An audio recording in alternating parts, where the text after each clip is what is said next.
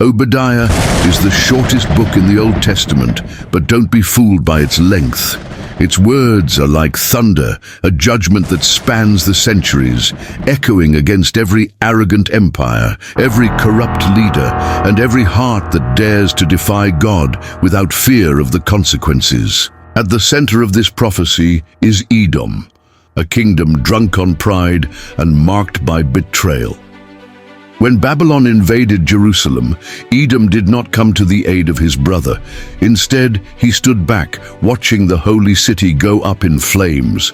And then, like a vulture circling a dying body, he rushed into the rubble, looting the wreckage and capturing the survivors. But God saw it all. God would not be silent. As you have done, so shall it be done to you. Edom's pride would be their downfall. Their betrayal would seal their destruction. But is this prophecy just about a people of old, or is it a warning to us? The world today reflects the same arrogance. Obadiah's message still resonates, and ignoring it can be costly. The story of Edom and its fall is not just an ancient tale buried in the pages of the Bible. It is a mirror that reflects the hubris of empires, nations, and even individuals who believe they are above divine judgment. Obadiah, a seldom mentioned but sharply worded prophet, delivers a message that spans generations. No earthly power is unshakable, no alliance built on treachery stands, and no hardened heart escapes God's justice. Edom trusted in its mountain strongholds, its wealth, and its political alliances, but none of these saved it when the day of the Lord came. This little book contains a grand revelation that goes beyond the destruction of a kingdom and points to an eternal principle. What a man sows, he reaps. Obadiah's prophecy is not just a warning to those who despise God, but also a promise to those who trust in him. And it is precisely this surprising turn of events that we will now explore. Edom, a powerful and seemingly unshakable kingdom, was nestled in the mountains of Seir. Its natural fortresses made its inhabitants feel invincible. They believed that nothing could topple them. Their cities were carved into high cliffs. Their armies relied on geography as a shield, and their pride blinded them to the reality that was coming. But the prophet Obadiah brought a warning that no one wanted to hear. Judgment was coming. Edom was a descendant of Esau, Jacob's brother. The rivalry between these two peoples dates back to the womb of Rebekah, when God had already declared that the older would serve the younger. But the Edomites would not accept that word. As Israel walked through the desert toward the promised land, Edom denied passage to their relatives, refusing to help them even in the face of suffering. The hostility did not stop there. Centuries later, when Babylon invaded Jerusalem and destroyed the temple, Edom not only celebrated the fall of Israel, but also participated in the plundering and violence against the survivors. They betrayed their own lineage out of revenge, pride, and a desire for power. But what Edom did not expect was that their apparent stability was merely an illusion. God saw every move, every betrayal, and every gesture of arrogance. He declared through Obadiah that Edom would be reduced to nothing. None of their strongholds would be enough to protect them. No alliance would save them. No wealth would free them from the fate they had created for themselves. Destruction would come with relentless precision. The pride that made them believe they were above others blinded them to the danger that lay ahead. Their trusted allies would turn against them. The same sense of superiority that led them to betray Israel would make them vulnerable to their enemies. God declared that Edom would be plundered, its cities destroyed, and its people exterminated. Those who believed they were the best in the world would be cast down without mercy. But this was not just a sentence against Edom.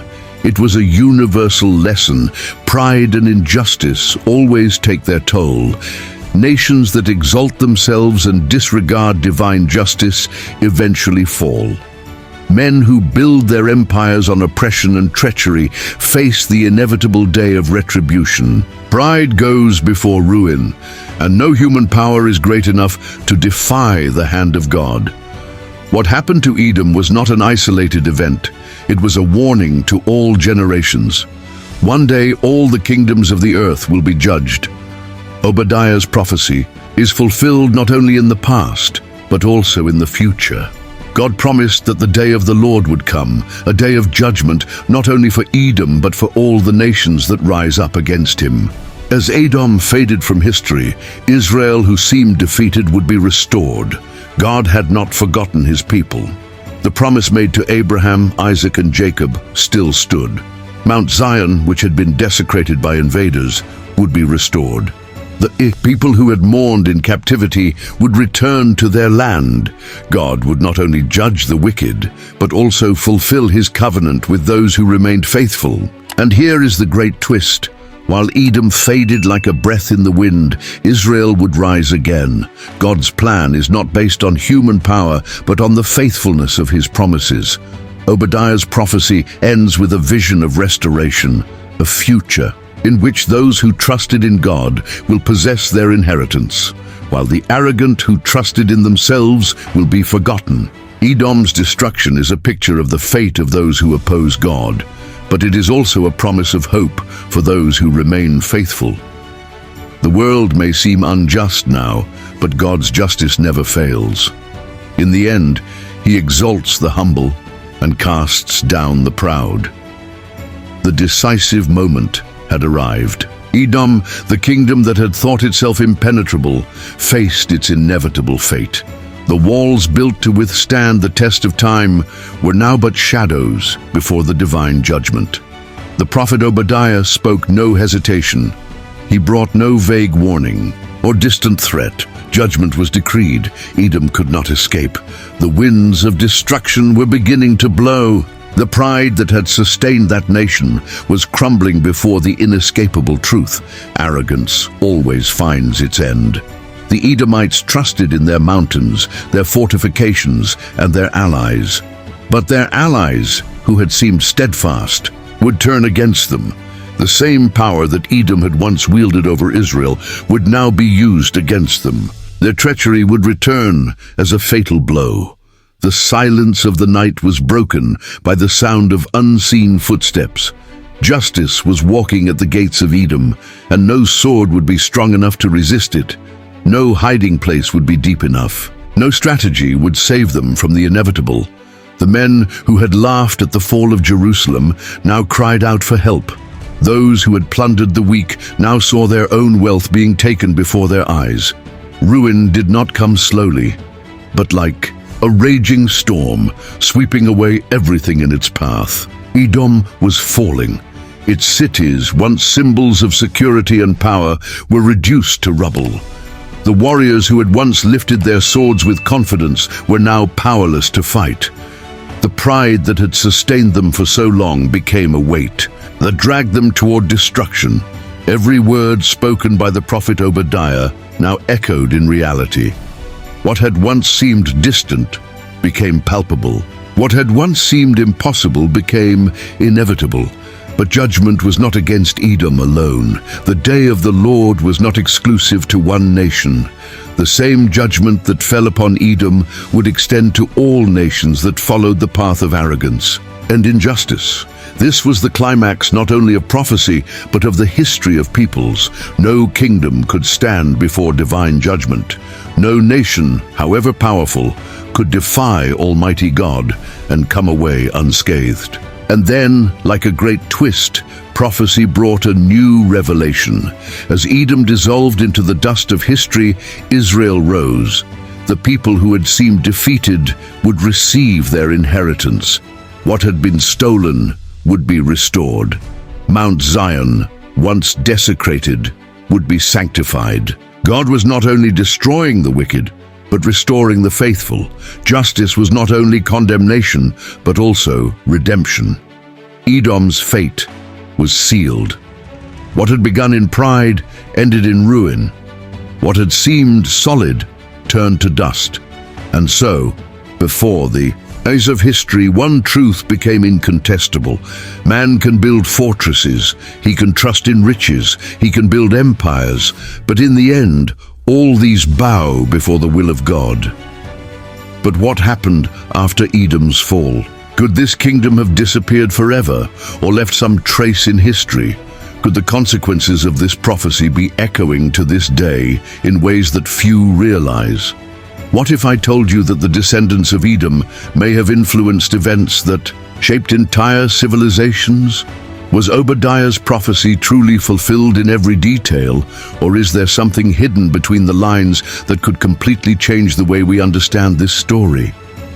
We often look at prophecies as mere narratives of the past, but what if there are codes embedded within them that are still being deciphered? Was the judgment on Edom just a one-off event? Or is there a pattern that repeats itself throughout history, affecting nations that follow the same path of arrogance and injustice? If so, could we be witnessing a new cycle of this judgment today, without even realizing it? And what's more, why was Edom the target of such a severe prophecy? Was it simply a matter of rivalry between peoples? Or was there something deeper behind this judgment? Are there clues hidden in ancient texts that reveal an even more shocking truth about the real reason for this judgment? Here is a revelation that could change everything. The name Edom has not completely disappeared. It may be hidden in historical records, in ancient traditions, and even in bloodlines that influence the fate of entire peoples. But why is this connection rarely mentioned? Who would have an interest in hiding this crucial detail? Obadiah's words were not just a warning to Edom, but to all nations that follow the same path. But does this warning apply to individuals as well? If this prophecy still resonates today, how can we know if we are headed for the same tragic fate that led to Edom's destruction? Now imagine if there were a way to identify these patterns and use them to predict the fate of empires, governments, and even society today. Could the same justice that befell Edom be about to unfold again? If so, where and when will it happen? And here's the most surprising detail of all. There is evidence that some aspects of this prophecy may be connected to events that have not yet been fully fulfilled. But what exactly is yet to happen? What if this revelation provides an unexpected connection to recent events that many have not even noticed? The answer to all of these questions could completely change the way you understand this story. More importantly, it could reveal something crucial about what is about to happen in the world. Edom's fate was sealed not just by historical events, but by the very fabric of a judgment that echoes beyond time. Obadiah's words have not been forgotten, and the traces of Edom's downfall remain as a grim reminder of the fragility of pride. The people who thought they were unshakable, protected by their fortresses and wealth, disappeared like dust in the wind, consumed by something far more powerful than armies or invasions, a divine verdict that no one could revoke. The silence that took over the mountains of Seir is the same that spreads across all nations that defy the principles of justice, as if history followed an invisible cycle, repeating the same outcome for those who tread the path of arrogance. But this story is not just about a people of the past. It is a mirror for those who believe they can defy morality without consequences, who build their empires on exploitation, who rely on the certainty that they are above all judgment. Edom fell, and its fall was not only a physical ruin, but a testimony etched in history. If pride was its greatest wall, it was also its greatest enemy. What seemed unshakable collapsed, not because enemy armies were stronger, but because the foundation on which it stood was fragile. This story leads us to an inevitable question. If the nations of the past were judged by their actions, what prevents the same judgment from falling upon the present?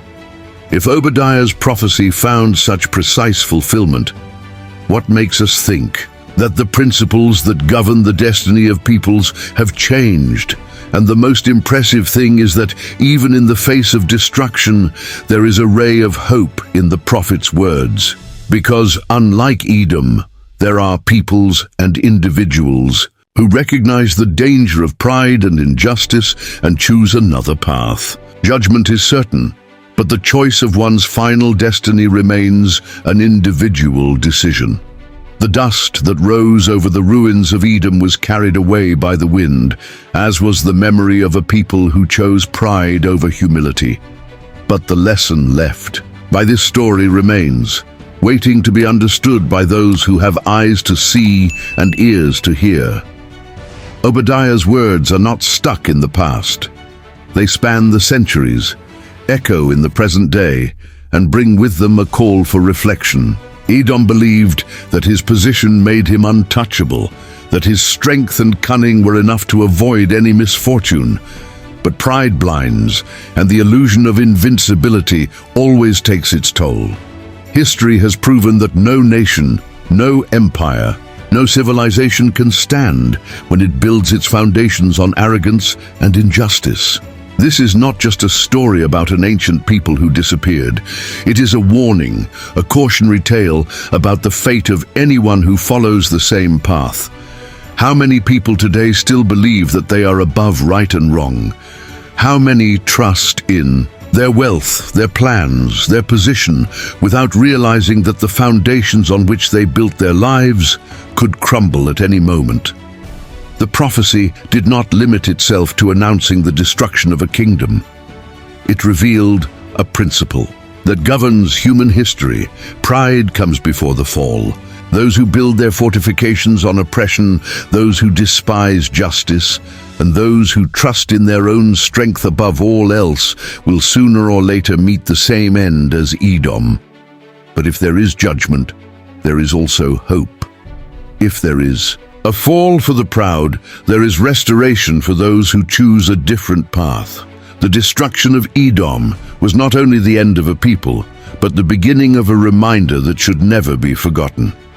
And the big question that remains is, what will be the fate of those who hear this story? Edom's destiny is already written, sealed, and fulfilled. But the destiny of each person who now hears this story is still being constructed and can still be transformed. Pride leads to ruin, but humility opens doors to something much greater. The path lies before each person, and the final choice belongs to the one who decides which story they wish to write.